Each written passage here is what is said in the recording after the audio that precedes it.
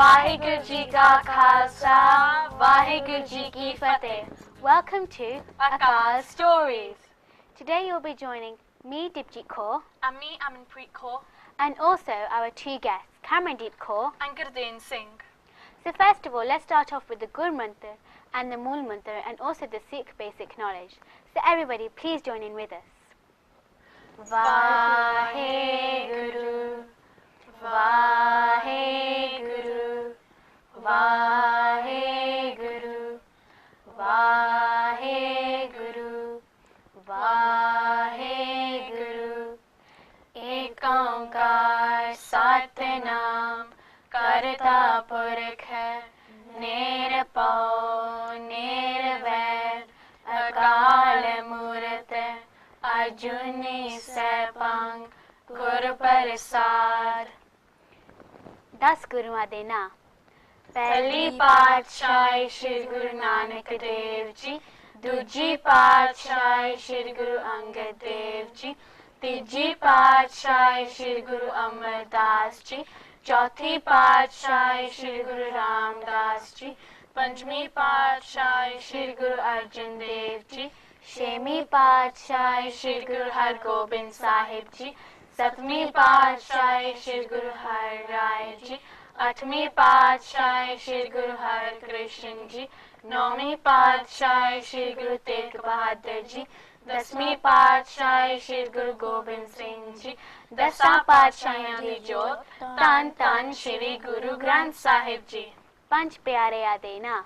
भाई दया सिंह जी, भाई धर्म सिंह जी, भाई हिम्मत सिंह जी, भाई मोहकम सिंह जी, भाई साहिब सिंह जी.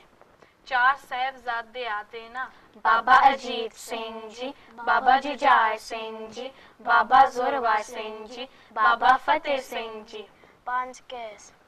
केस, कंघा, कड़ा, कृपान, कशहरा. 3 golden rules. नाम जपो, कीर्त करो, वंड के छको. Nam Japo means, Doing but, Kirt Guru means, honest hard work, and Van Kishako means. sharing. Well done everybody, so we've done all the things that we needed to do. So now let's move on to today's topic. So what is today's topic? Well, today's topic is all about Shri Guru Harrai ji. So we're going to be learning about Shri Guru Harrai ji. But before that, to our guests. So we're going to be meeting you a bit later on because you have got something to show us, haven't you? Yes. So we'll meet you then. So till then, Vaheguru ji ka khalsa, Vaheguru ji ki fateh.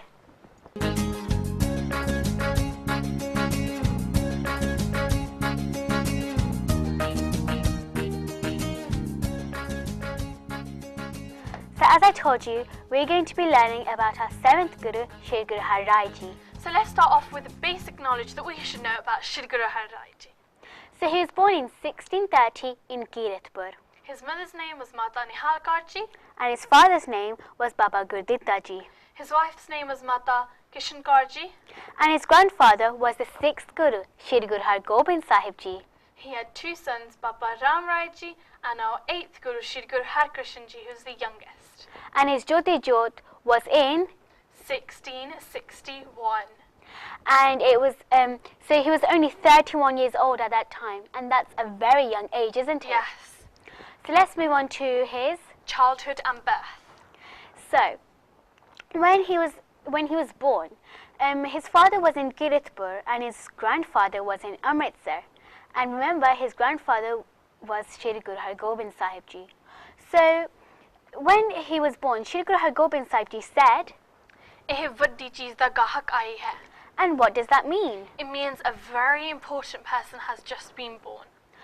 So, He was named Harrai by his grandfather, and when he was born, people didn't want to look at him because apparently he had the light of God within him. wow. And so he was like a supreme baby, wasn't he? Yes. Given by God.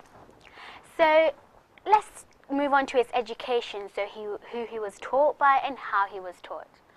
So he was taught by his own grandfather, Shri Guru Har Gobind Sahib ji, from education all the way to weaponry, so like swordsmanship, archery, horsemanship and many more.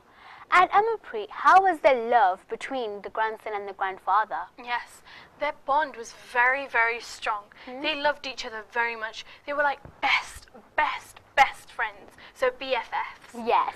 And they spent most of their time of their day together. They ate together, they did bath together, they did them together. They literally did everything together.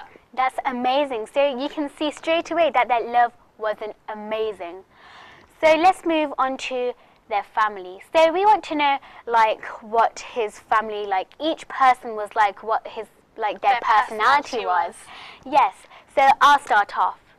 So Harraiji's eldest brother and Gurdittaji's eldest son was Tirmal. And Tirmal wasn't a very nice person. He was mean, he was nasty, he was not and jealous. Yeah, and he was greedy as well. And one day he said, I will take over the Gurgadi by power. I don't need anyone's permission. Yes, that's what he said. And so, and he thought that if I have the Bodhi Sahib with me, then I will become the Guru. So you can see how greedy he was. And so, Dipji, what is the Bodhi Sahib? The Bodhi Sahib, well, now we call it the Guru Granth Sahib, don't we? And basically, the Bodhi Sahib had like lots of the Gurbanis in and the Banis which were made at that time. So it was like a mini Guru Granth Sahib, not totally finished. No, it wasn't totally finished because remember, still there were lots of the other Gurus still had to put their Banis in as well. Yes. And so I'm going to tell you a bit about Mata Nihalgarji's personality. And she was Shri Guru Harraiji's mother. Okay. So she was very humble, she was very kind, she was very caring and loving. She liked to help people who were in pain, and she did a lot of seva. She helped a lot in the darbar. So old people who couldn't get up, she would help them, help in the langar, help in the cooking, help anywhere where she thought needed help. So Dipji. So, well, I'm going to tell you about his wife. And his wife was Mata Kishan Garji. Garji. Yes. So she was very nice as well. She helped in the seva, in the darbar, anyone who needed help. And she was very beautiful and intelligent as well. Yes. So what was his father like? So Baba Gurdittaji was very hard working. He helped in the harder, more harder working places. Yes. So like building buildings. Yeah. And so he followed the basic rules that a Sikh should follow. So he was a very good Gursikh. He is a very good Gursikh, yes. And so now we know a little bit about his family and their personalities. Let's move on, shall we? Yes. So we've got a little story, it's a mini one, all about Shri Guru Harraiji's childhood. So everybody, cozen up and get warm because we're going to tell you a little story about him. So Amanpreet, would you like to start us off? Yes. So at the time, Shri Guru Hargobind Sahib Ji, he had created a garden. And at that time, they used to call a garden a bagh. So he employed a gardener to make the garden look beautiful. And the gardener did an amazing job of this. He made flowers in the shapes of khande, in the shapes of hearts or flowers. He planted trees in special positions so it make the garden look even better. Yeah, and it was really beautiful, wasn't it? Yes. And so he made the garden look amazing. And Shri Guru Hargobind Sahib Ji had only seen bits and a few places of it, like just in a few days. So one day he decided to look at the whole garden in one go. And so he set off. But when he came back to where he started, he realised that the petals of the flowers were all over the floor. And he thought back to when he had started, and he remembered that the petals that were on the floor now were actually on the flowers before. And so he thought to himself, how can this be? Somebody must have done this. And so he goes and asks the gardener, who did this? Who made the petals of the flowers go on the floor? Could you tell me, please? And so what did the gardener say, Dipji? The gardener said that when Harraiji was walking through the gardens and when he came back, well, all the petals were gone, and this is because he had a long trail on his clothes, and that trail scraped off all the flowers, didn't it? Yes. And so, Guru Hargobind Sahib Ji went to Harraiji, who was looking really upset and glum, wasn't he? Yes. Because he was really sad about what he had done, because he just realised. Yeah. so Guru Har Gobind Sahib Ji went up to him and said, well, you should wear clothes that you can keep care of, not the ones that will hurt others or nature. And so Shri Guru Harrai Ji treasured this saying of his grandfather's all his life, didn't he? Yes, and he always looked before what clothes he was wearing, if he was going to be, like, he would always think before what he did, didn't he? And so that's how much he treasured the thing. So the moral of the story is that we should listen to our elders because they're wise, they're older, and they have a lot more experience.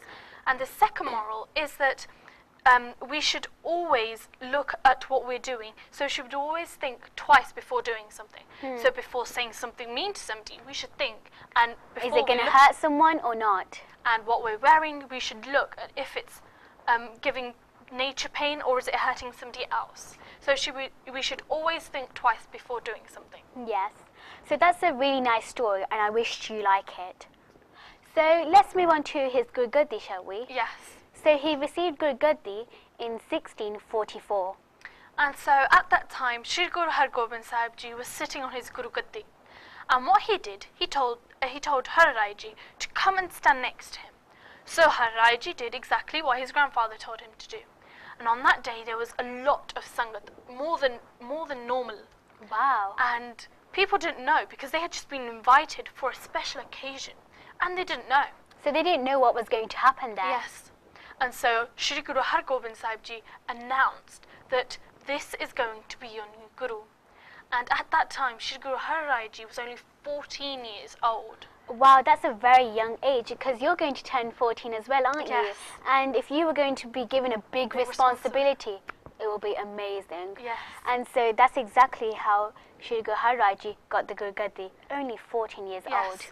And then Shri Guru Har Gobind Sahib Ji, he bowed down to the new Guru, and so did the Sangat after that. But before leaving Shri Guru Harrai Ji, Shri Guru Har Gobind Sahib Ji said to him that always keep 2,200 horseback men at your side at all times. So that's how he received Guru Gaddi. And in the same year, Shri Guru Har Gobind Sahib Ji Jyoti, didn't he? Yes. So he went up to Vaheguru. Yes. And so we've learnt about his Guru Gaddi. And so shall we move on now? Yes, about what he maybe created? Yes.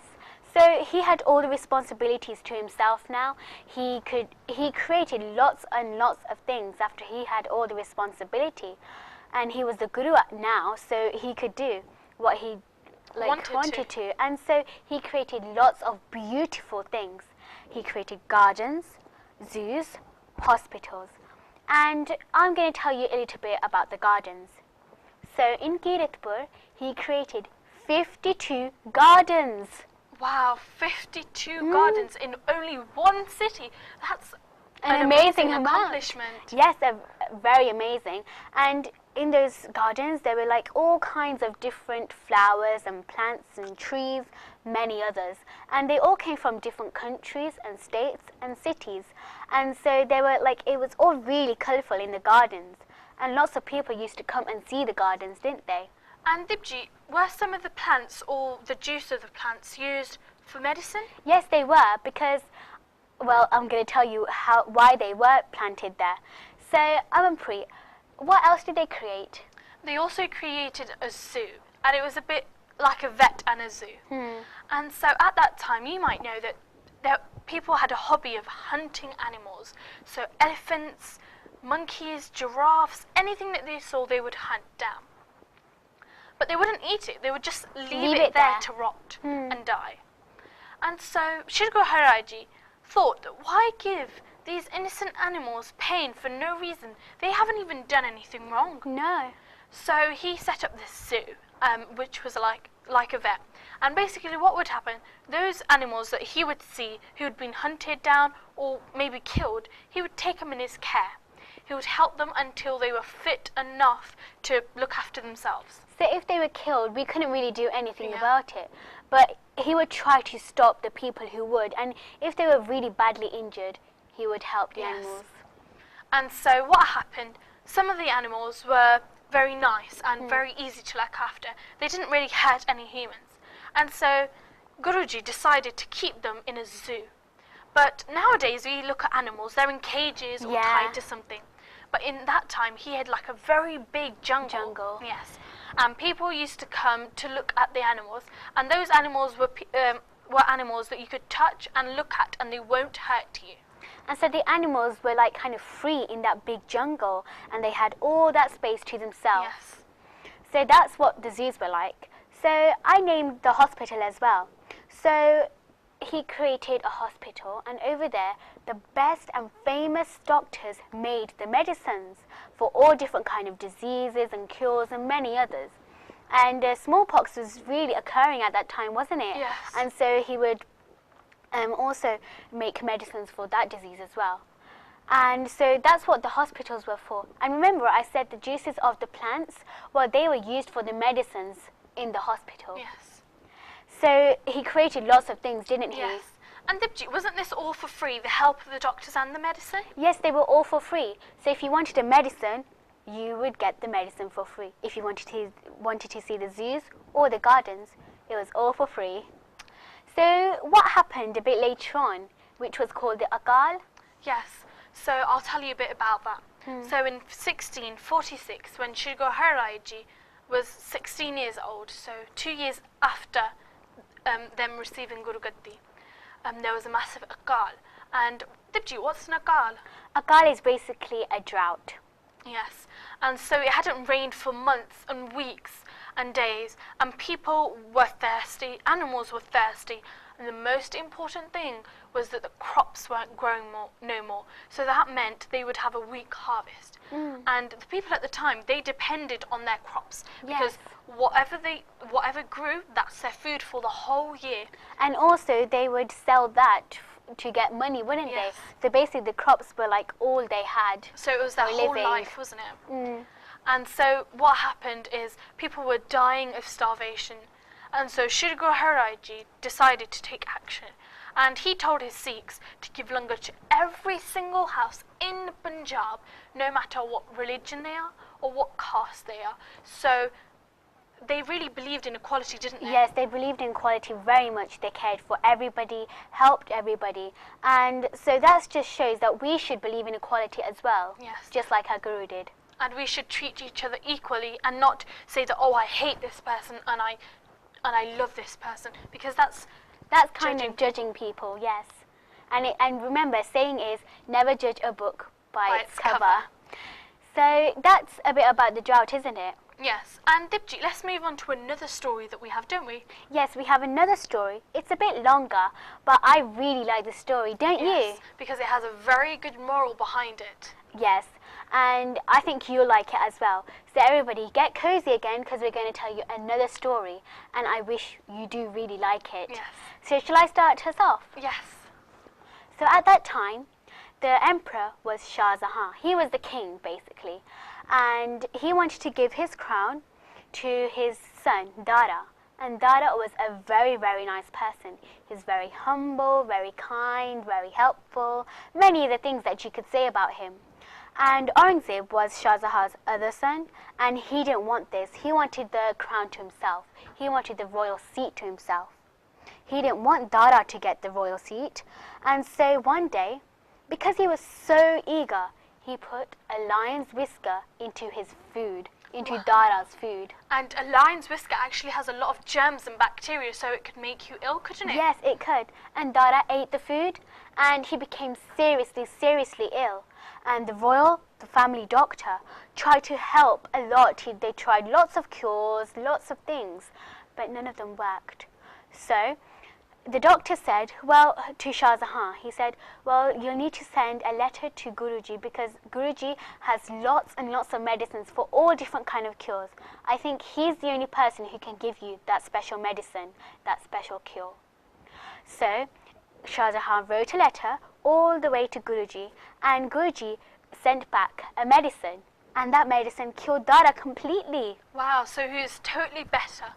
But something happened a bit later on, didn't it? Yes, and Aurangzeb again was very, very eager. He hated it. He didn't want anyone else to get the crown. He wanted himself to get the crown.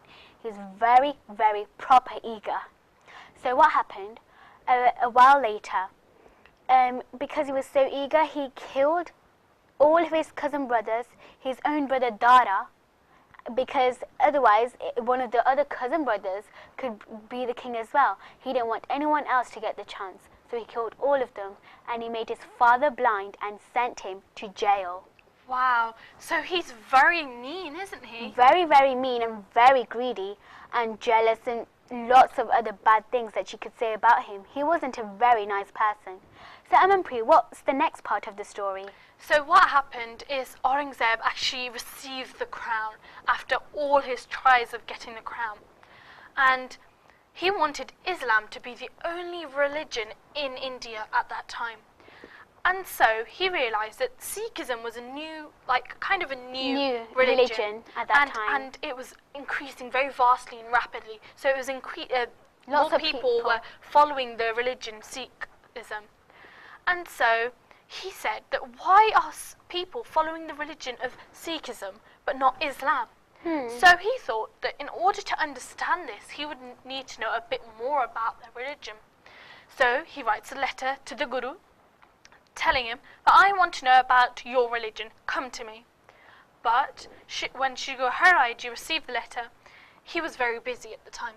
So he thought of sending his eldest son, by Ram Rai Ji, who was only 8 years old at the time. Yes, and that's a very young age, because if I pretend I was going to go to the king or the queen to tell her about something, and there were so many people there, I would be so scared, because I'm only 8 years old then. Yes.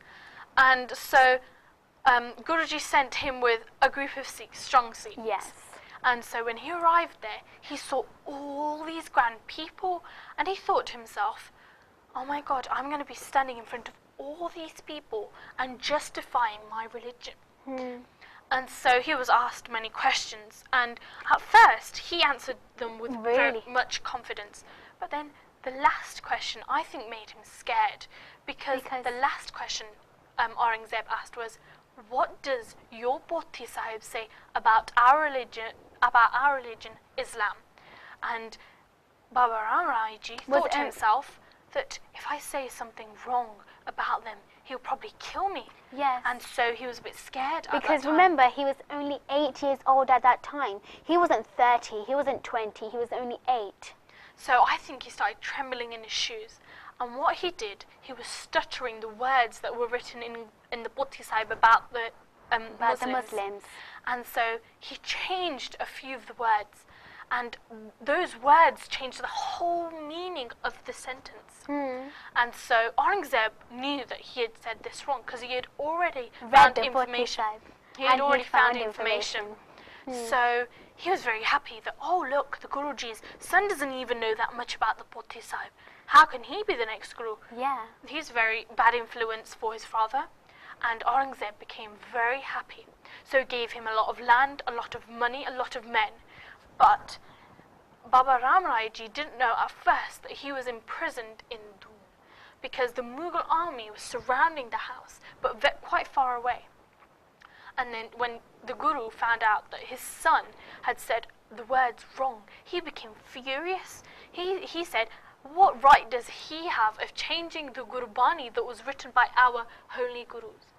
And so he said to the Sangat that no longer will you talk to my son, and no longer is that person my son. So he said to the whole Sangat that I only have one son, I don't have an elder son, I only have one son, that is Har Krishan Ji.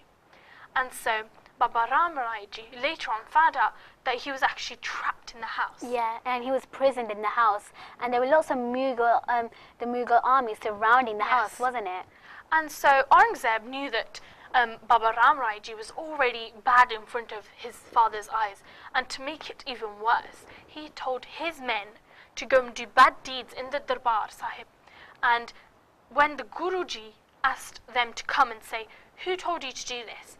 They used to reply, Baba Ram Rai Ji used to tell us to do this. But in fact, it was Aurangzeb making Baba Ram Rai Ji look bad in front of his father's eyes. His own father, yes. So Dipji, what's the moral of the story? Well, the moral of the story is that you should never say the Gurbani wrong, because just like Ram Rai Ji, your whole life could change. Yes. And so we should always respect Gurbani very much, shouldn't we? Yes, we should learn the Gurbani, learn how to read it, learn how to pronounce it properly, because that can change the meaning. Learn the meaning of the Guru Granth Sahib, because if you just reading it and you don't know what it means, then there's no point. You can't feel it from your heart, can you? There's no point of reading or learning the pretend Jobe side, because if you don't know the meaning, then what are you going to know? You don't understand what you are saying, and it is very important to understand what you're saying, because when you do, you know what it means, and you can feel it within your heart, can't you? Yes.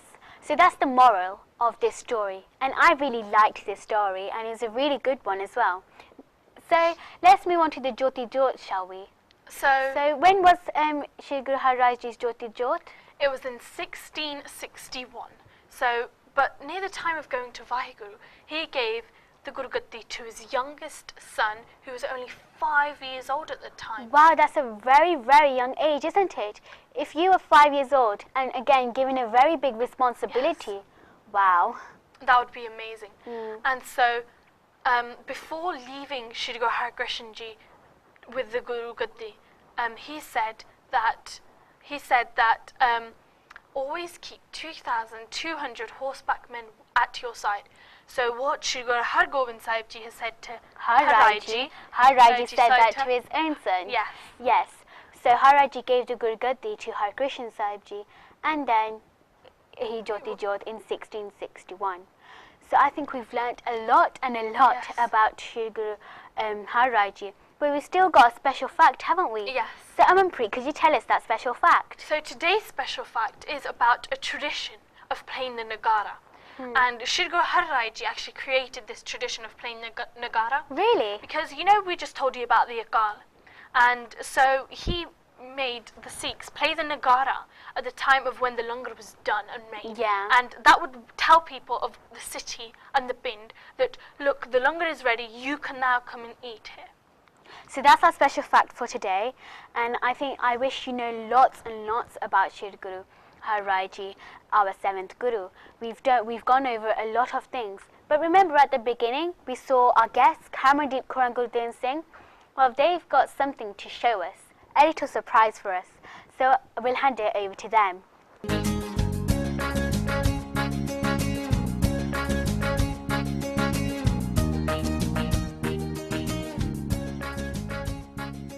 Waheguru Ji Ka Khalsa, Waheguru Ji Ki Fateh. I'm Kamardeep Kaur. And I'm Gurdeep Singh. We have made a little booklet about Shri Guru Harrai Ji.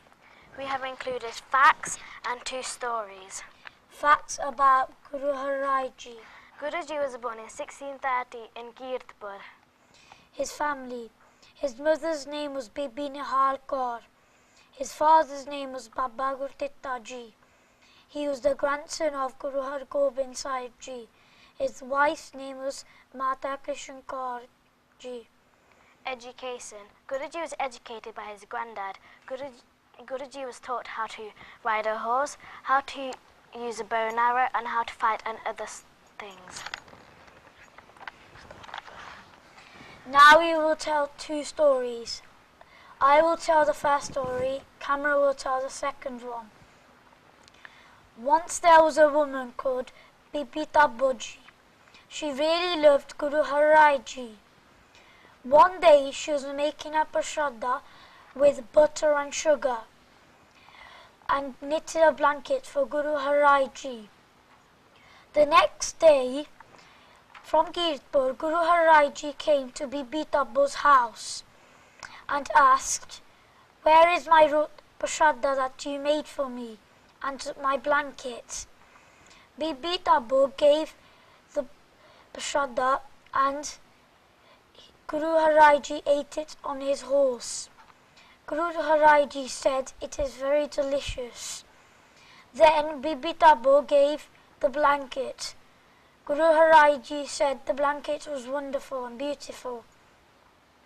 Tears came out of Bibi Tabo's eyes. She was amazed that someone like Guru Harrai Ji had come to her house.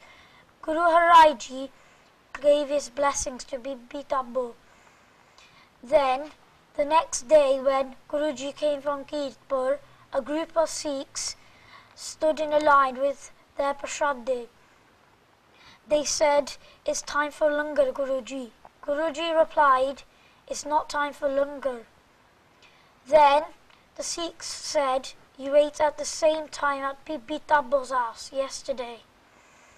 Guruji said, "I was not hungry, but I was only there because she made it with love."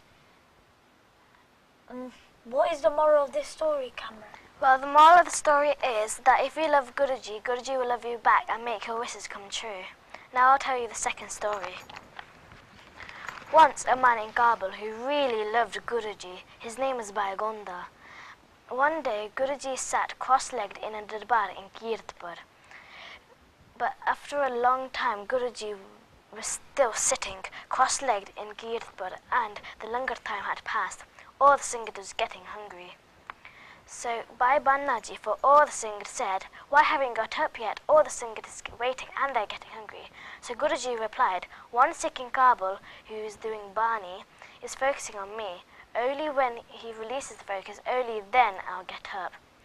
So when Bhai Gundaji finished his Bani, Guruji had got up. Then Bhai Gundaji came to Kirtpur at the darbar. So all the Singh asked him, "Is it true what Guruji said?" And then Bhai Gundaji replied, "Yes, it is true." So Gurdin, what's the moral of the story? The moral of the story is, if you love Guruji, Guruji will love you back, and Guruji always watches over you, whatever time. So both of these stories are like one another. They're all about loving Guruji and Guruji loving them back. Hopefully you liked our story and learnt something new about Guruji. Now let's handle the rest of the show to Amanpreet Kaur and Dibjit Kaur. Waheguru Ji Ka Khalsa, Waheguru Ji Ki Fateh.